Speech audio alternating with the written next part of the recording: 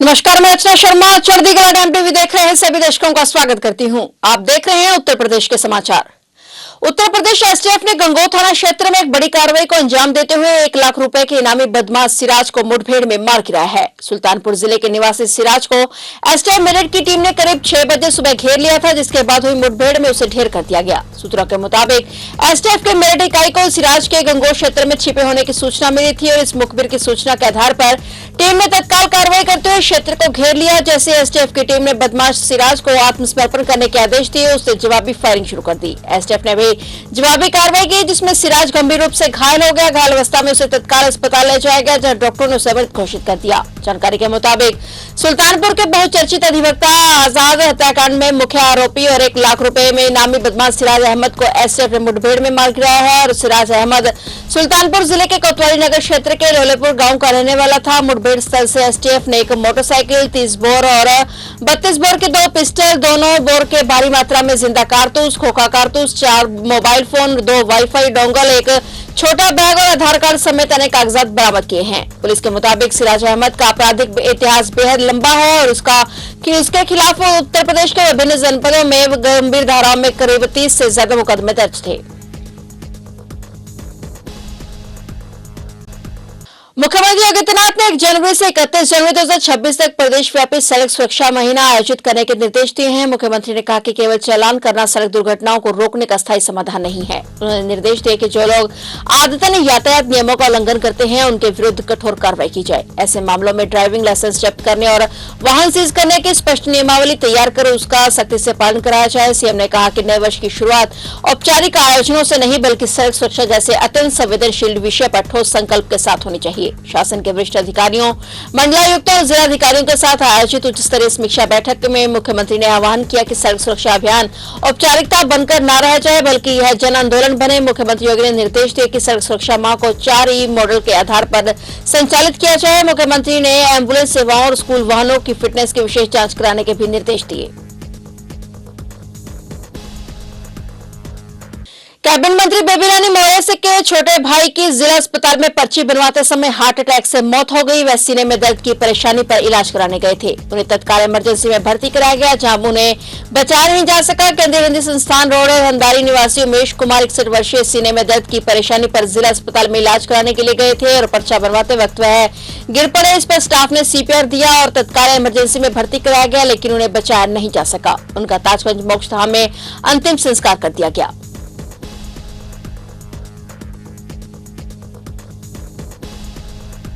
मुजफ्फरनगर जिले से एक चौंकाने वाला मामला सामने आया है, जहां पुलिस ने एक पिता और उसके नाबालिग बेटे को चोरी की घटनाओं में शामिल होने के आरोप में गिरफ्तार किया है। पुलिस के मुताबिक ये जोड़ी रात के समय शराब की दुकानों में चोरी की वारदातों को अंजाम देती थी। पुलिस ने बताया कि बेटे की उम्र केवल 12 साल की है और वह पहले 6 बार बाल सुधार गृह भी भेजा जा चुका है। पिता बेटे दोनों पर कई अलग अलग केस दर्ज है। नोएडा के रहने वाले पिता और उसका 12 वर्षीय बेटा नगर कोतवाली पुलिस की चेकिंग के दौरान बुराना मोड़ से पकड़ा गया है। पुलिस ने पिता और बेटे को गिरफ्तार कर पुलिस हिरासत में ले लिया है। पिता पर अलग अलग 5 से ज्यादा केस दर्ज है और नाबालिग बेटे को बाल सुधार गृह भेज दिया गया। सीओ सिटी सिद्धार्थ मिश्रा ने बताया कि यह मामला थाना कोतवाली क्षेत्र की शराब की दुकान पर चोरी का है। पुलिस ने सीसीटीवी कैमरे चेक करके तफ्तीश कर तमाम तरीकों से आरोपित को गौतम बुद्ध नगर तक ट्रेस किया, जिसके बाद पिता और बेटे को पकड़ लिया गया। पुलिस की छानबीन में यह भी सामने आया कि पिता बेटे की यह जोड़ी कई बार चोरी की वारदात में शामिल रही है और दोनों के खिलाफ कई मामले दर्ज हैं।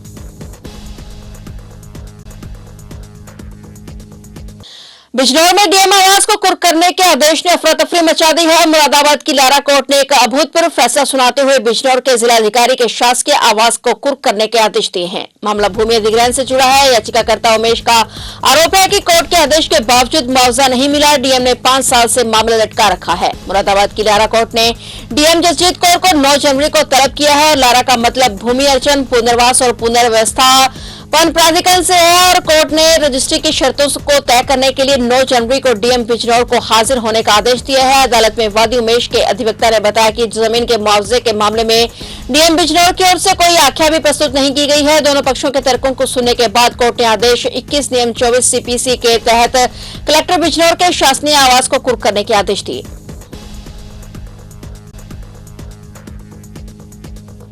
उत्तर उत्तर प्रदेश के वाराणसी शहर में बांग्लादेश हिंसा के खिलाफ सर्वधर्म के लोगों ने विरोध प्रदर्शन किया। बांग्लादेश हिंसा के विरोध में सभी धर्मों के लोगों ने आक्रोश मार्च निकालकर बांग्लादेश में अल्पसंख्यकों पर हुए अत्याचार के विरोध में अंतरिम सरकार के मुख्य सलाहकार मोहम्मद यूनुस के खिलाफ नारेबाजी करते हुए पुतला फूंका है। जानकारी के मुताबिक वाराणसी के लम्हे क्षेत्र में लगभग दर्जन भर की संख्या में लोगों की भीड़ एकजुट हो गई और बांग्लादेश में हो रहे हिंसक प्रदर्शन के खिलाफ आक्रोश मार्च निकाला और सभी धर्मों के लोगों ने एक स्वर में कहा कि वहां पर हिंदुओं पर हो रहा अत्याचार बहुत ही दुखद है। एक छोटी सी नहीं, ये बड़ी साजिश है। प्रदर्शन कर रहे लोगों ने कहा कि पहले भी इस प्रकार की घटनाएं बांग्लादेश में होती रही हैं, लेकिन मोहम्मद यूनुस इस पूरी साजिश के लिए जिम्मेदार है, जो कि पाकिस्तान के इशारे पर काम कर रहे हैं। यहां तक कि लोगों ने बांग्लादेश को सबसे बड़ा गद्दार बताते हुए कहा कि इस पर भारत को बड़ी कार्रवाई करनी चाहिए।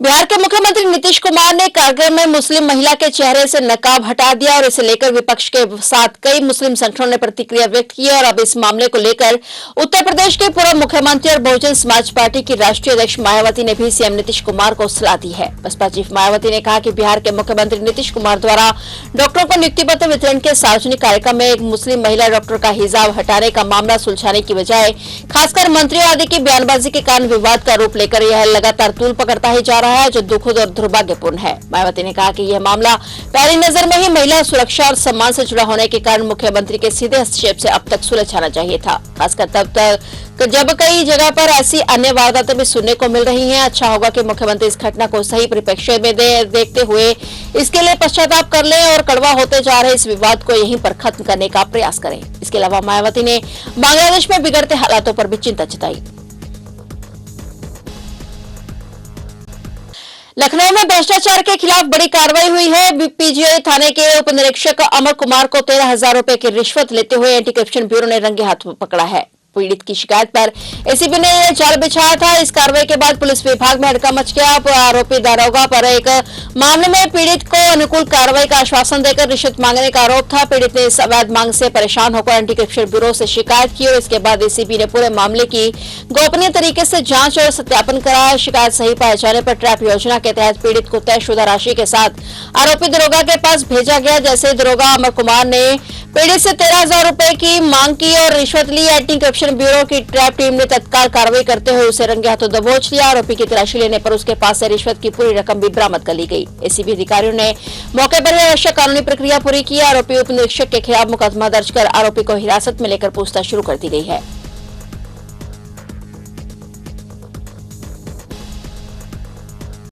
उत्तर प्रदेश में अब गलन भरी सर्दी का दौर चल रहा है और कई हिस्सों में घने कोहरे और कड़ाके की ठंड के लिए रेड अलर्ट जारी किया गया है। चेतावनी दी गई है कि अगले 2 दिनों तक प्रतिकूल मौसम बने रहने की संभावना है। लखनऊ स्थित मौसम विज्ञान केंद्र द्वारा जारी एक बयान के मुताबिक पिछले 24 घंटों में राज्य के बड़े हिस्से में घना कोहरा छाया रहा, जिससे कई जिलों में दृश्यता में भारी गिरावट आई। बयान के मुताबिक आगरा हवाई अड्डे, प्रयागराज, कानपुर, बरेली, झांसी और कई अन्य स्थानों पर घना कोहरा देखा गया और दृश्यता 50 मीटर से भी कम रह गई। आईएमडी ने बताया कि कई जिलों में विशेष रूप से पश्चिमी, मध्य और पूर्वी उत्तर प्रदेश में ठंड का प्रकोप बना हुआ है। आज भी प्रदेश के ज्यादातर इलाकों में घना कोहरा छाया रहेगा और कड़ाके की ठंड का एहसास होगा। मौसम विभाग ने चेतावनी दी है कि 24 दिसंबर तक कड़ाके की ठंड की स्थिति बनी रह सकती है।